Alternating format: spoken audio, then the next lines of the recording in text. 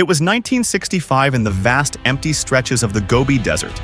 A group of paleontologists was on an expedition, digging through the sand in search of fossils. That's when they unearthed something incredible.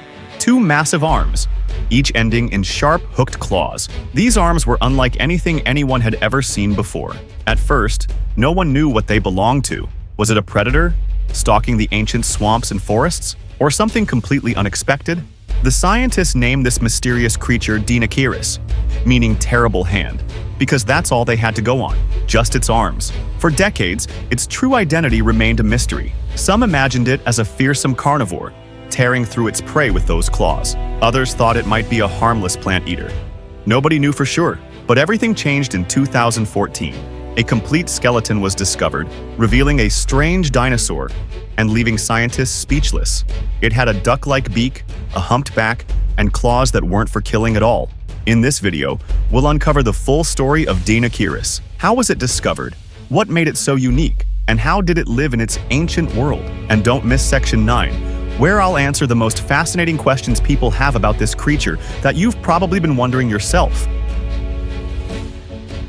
When paleontologists first came across the gigantic arms of Deinocheirus, it wasn't just their size that caught everyone's attention, it was their mystery. With no other bones found at the time, these clawed arms sparked endless debates in the scientific community.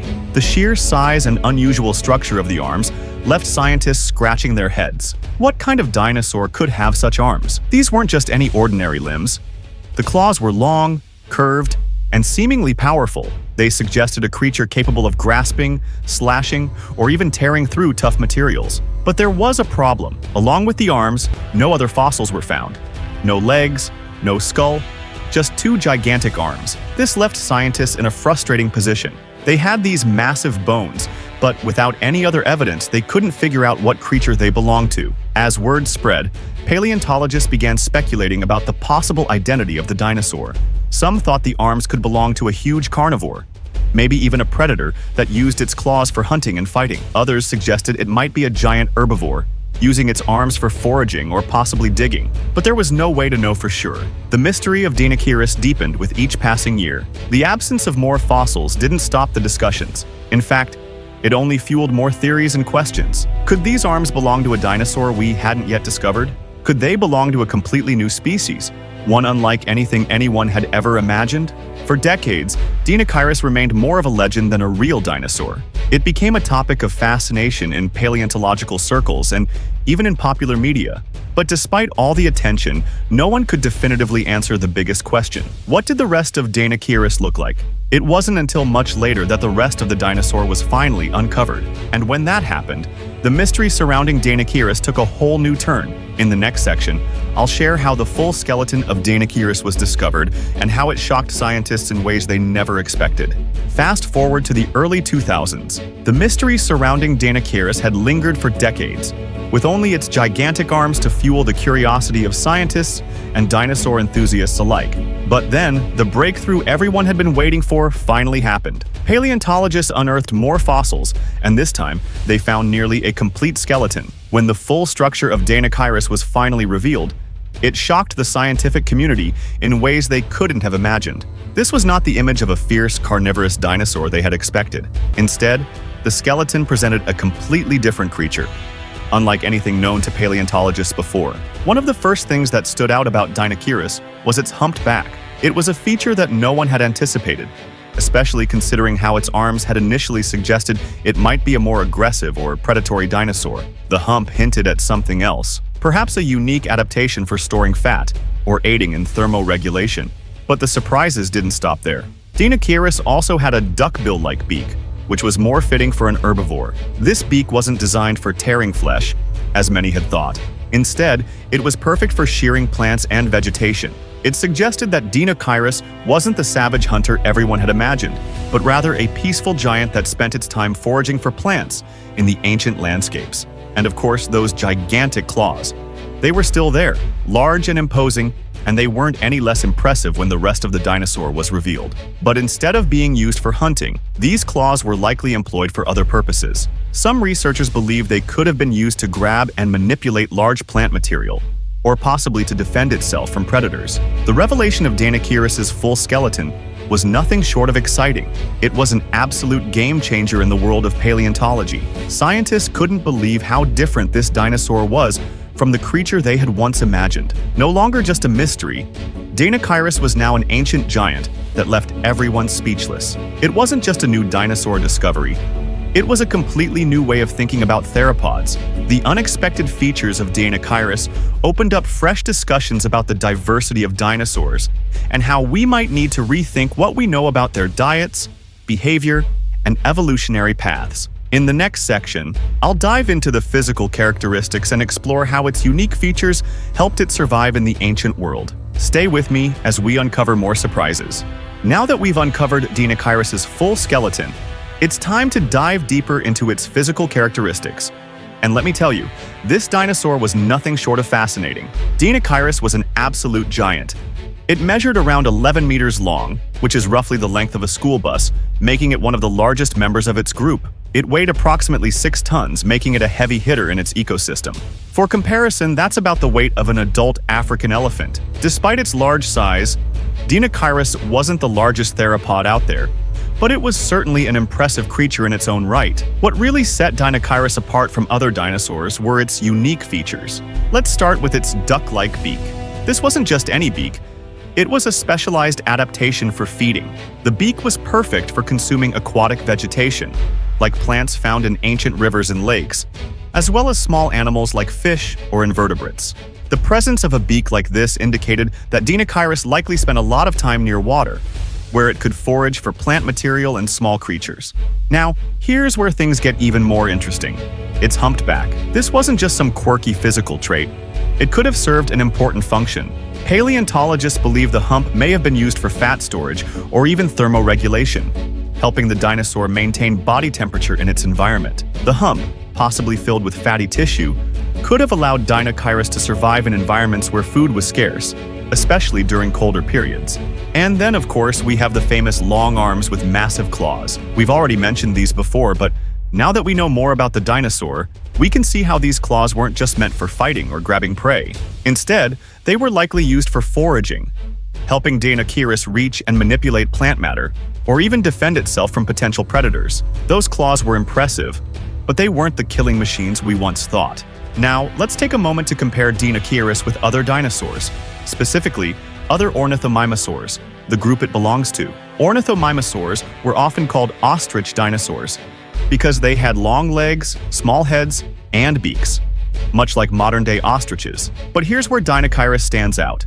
Unlike the typical slender, fast-moving ornithomimosaurs, Deinocheirus was built much bulkier and larger. It was a slow-moving giant with unique features that set it apart from its faster, more agile relatives. Compared to creatures like the famous Gallimimus or Struthiomimus, which were known for their speed and agility, Deinocheirus was far less concerned with running away from danger. Instead, it likely used its size, long claws, and unique features to outlast or defend itself in the ancient ecosystem. It's a perfect example of how even within the same dinosaur group, there can be such diverse adaptations. The more we learn about Deinocheirus, the more it challenges our initial understanding of what a theropod could be. It wasn't just a predator or a scavenger.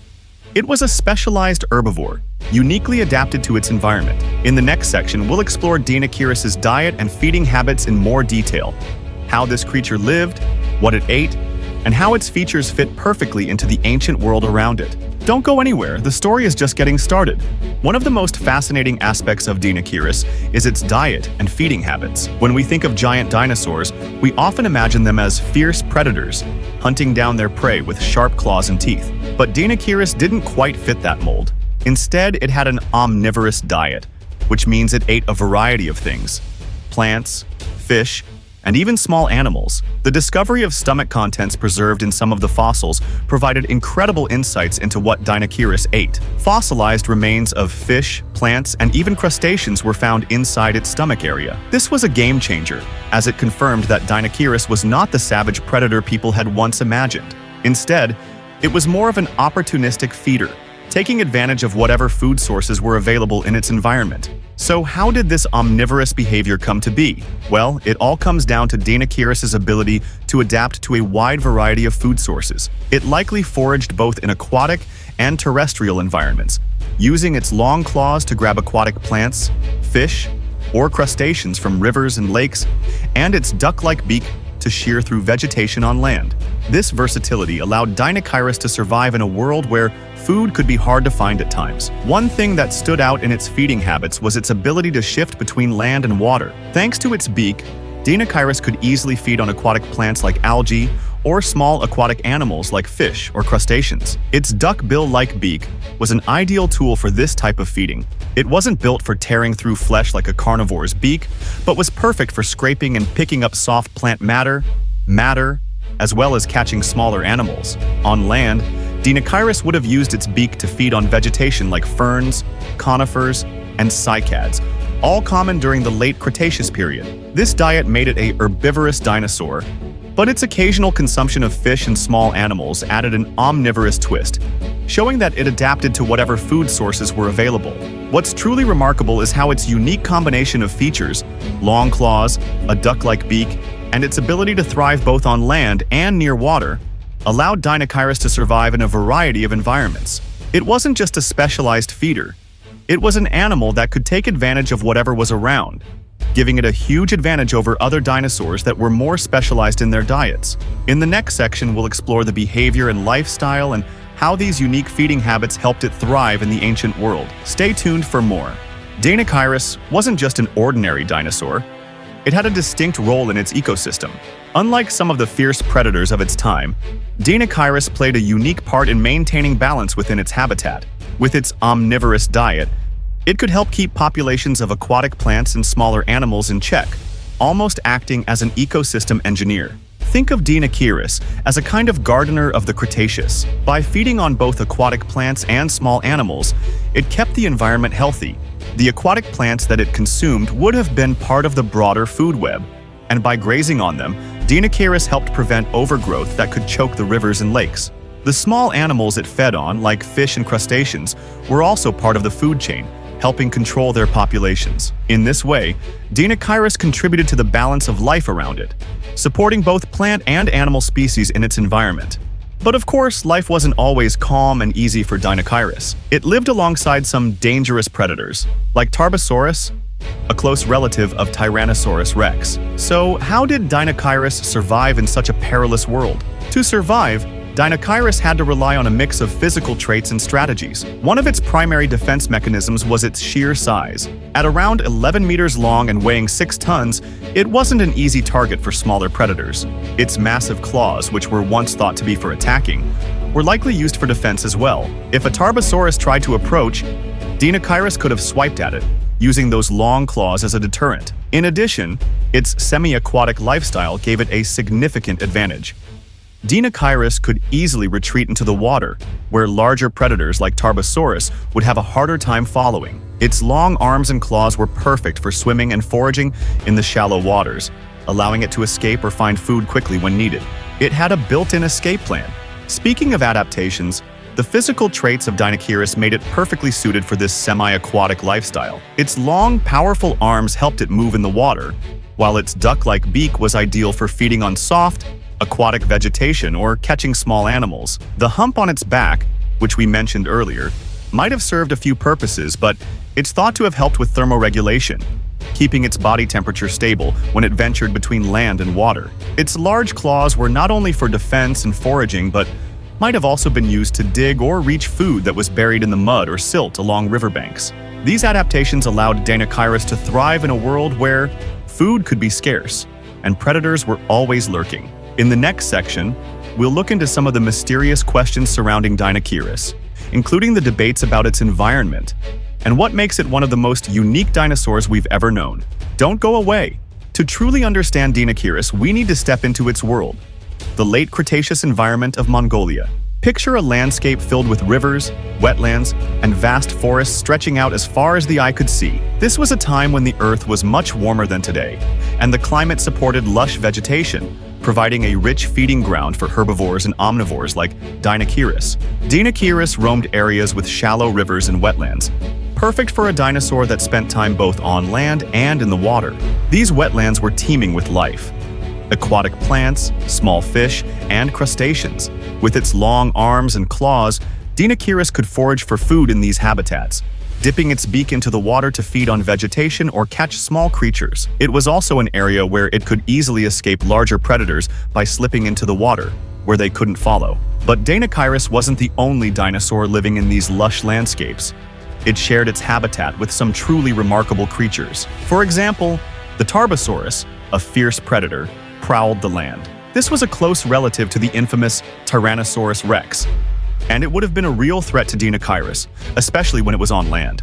However, Deinocheirus also coexisted with other more herbivorous dinosaurs, like the Therizinosaurus, a plant eater with massive claws of its own. The presence of these herbivores would have created a dynamic ecosystem where different species interacted with each other in complex ways. While Tarbosaurus hunted, the others foraged for food, and together they formed a balanced, but often dangerous, environment. Now the question is how climate and geography influenced Deinocheirus' adaptations. The climate and geography of this region played a major role in shaping Deinocheirus' unique traits. The warm temperatures and abundant vegetation meant that food was relatively plentiful, so Deinocheirus didn't have to travel far to find its next meal. Its semi-aquatic nature was probably a response to the wetlands where it lived, providing a constant source of food and a place to escape predators. The hump on its back might have also been an adaptation to the climate, helping it store fat for times when food was harder to find or when the weather became too hot. The rivers and marshes of Mongolia also influenced its behavior. With its long claws and duck-like beak, Deinocheirus was perfectly equipped to feed in these wetland habitats. The semi-aquatic lifestyle likely made it more resilient to the challenges of its environment.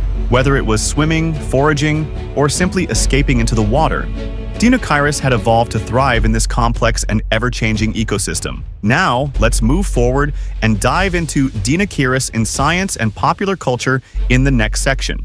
Don't go anywhere. A lot of you have had some great questions about Deinocheirus, and I'm excited to dive into them. So, let's get right into it. First off, why were its arms so big? Well, those massive arms were not just for show. They were an essential part of Deinocheirus' daily life. With those gigantic claws, it could easily reach into the water and pull up aquatic plants, or even dig through the mud for smaller creatures. Imagine trying to forage for food in a swampy, muddy environment. Those claws made the job so much easier. And let's not forget, they were also useful for defense. If a predator like Tarbosaurus came too close, Deinocheirus could have used those claws to protect itself. Now, some of you might be wondering, was it a predator? Well, Deinocheirus wasn't out hunting other dinosaurs like T-Rex. It was an omnivore, which means it ate a mix of plants, fish, and small animals. It didn't have sharp teeth for tearing through flesh, but instead, it had that duck-like beak, perfect for scooping up plants and munching on whatever small creatures it could find in the wetlands. So, no, Deinocheirus wasn't a predator. It was more of a forager, carefully balancing its diet between land and water. The next question is probably on many minds. How did it survive against predators? Well, it wasn't easy being so big and not a fierce predator, but its size alone was a big deterrent. A creature that huge was hard to take down, and it likely spent a lot of time in the water where predators couldn't easily reach it. Plus, Deinocheirus might have lived in groups, which would have helped protect it from larger threats. There's strength in numbers, right? And then there's the mystery of its hump. People always ask, what was the purpose of that hump on its back? Well, there are a couple of ideas. One theory is that it was used for fat storage, like a camel's hump, helping Deinocheirus survive during lean times when food wasn't easy to find. Another possibility is that the hump played a role in thermoregulation, helping it control its body temperature in the hot or cold climates of the late Cretaceous. Honestly, we're not entirely sure, but it's one of the many intriguing aspects of this dinosaur. So there you go. Those are the answers to some of the most frequently asked questions about Deinocheirus. If you've got more questions, feel free to drop them in the comments. I love hearing what you're curious about, and who knows? We might dive into some more mysteries of this dinosaur world in the next video. Let's move to the end. Deinocheirus started as one of the greatest mysteries in paleontology. Those massive arms left scientists guessing for decades. But with time, patience, and incredible discoveries, this dinosaur's full story was finally pieced together. From its enormous claws to its duck-like beak and the hump on its back, every part of Deinocheirus tells a story of adaptation, survival, and the diversity of prehistoric life. Its journey reminds us how much there still is to uncover about the world of dinosaurs. Who knows what other secrets lie buried, waiting to challenge what we think we know? Deinocheirus is a testament to the surprises that science holds, proving that even the most outlandish ideas can be true. So, what do you think of Deinocheirus and its bizarre features? Could it be one of the most unique dinosaurs ever discovered? Let us know your thoughts in the comments below. And if you enjoyed learning about this fascinating creature, don't forget to like, subscribe, and hit the bell icon so you never miss another thrilling dinosaur story. Your support helps us keep exploring the mysteries of the prehistoric world.